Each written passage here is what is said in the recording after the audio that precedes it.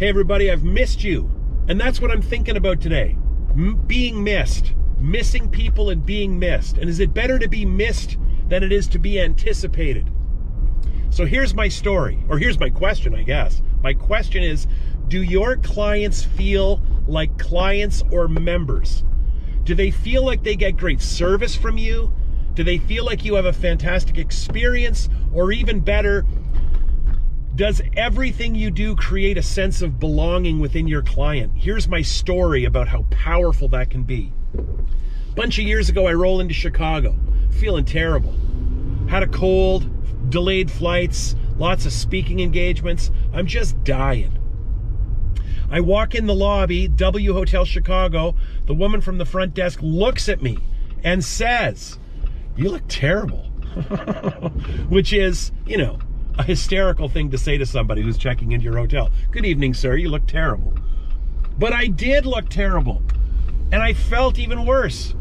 And in that moment, I felt seen, like, yes, I do look terrible because I'm dying. Instantly, this other guy shows up and takes my bag away from me. He's just taken control. The woman at the front desk says, "Can I get you a tea?" Which I politely and politely decline. Delighted to be asked, I explain what I'm going to do.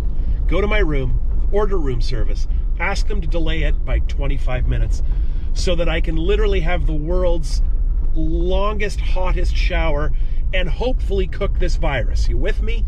Because the next day I got a keynote I have to crush. Nobody wants me to be sick, especially me. I get up to my room and I call room service.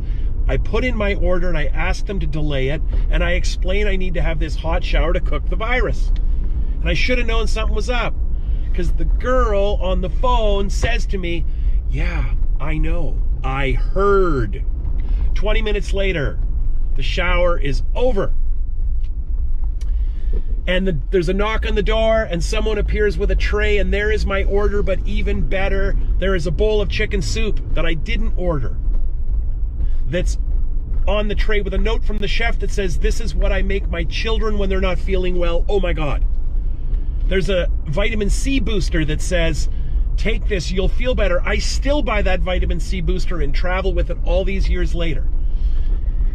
So I say, "Oh, thank you. I noticed there's not a bill." The person who dropped it off said, "Well, we don't want to charge you. We just want you to feel better." The last thing she said to me is, "And you should be wearing socks, sunshine." Isn't that wonderful? Here's how wonderful it is. Since that night, I've spent 903 evenings in a now Marriott property. That was a Starwood property bought by Marriott. That's a cool story I'll tell some other time. What was Marriott actually buying? Buildings or loyalty? So, 903 nights at an average of $200 a night, which would be remarkably conservative, is $180,000 US. That's not even the most important part.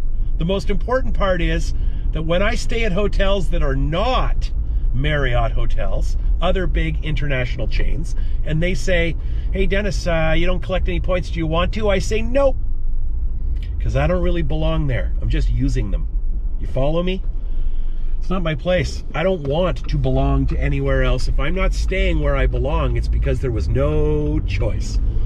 I asked you, hey, do your clients have a sense of membership, of belonging at your business, or do they feel like a client? Think about that, and think about what you could do to begin to shift that client by shifting your own mindset as to what you are trying to do at that business. Are you trying to sell stuff, or are you trying to create a sense of belonging? Are you trying to create the idea of membership? Let me know. I would love to talk to you about it. Wherever you are, be well. I'll see you soon.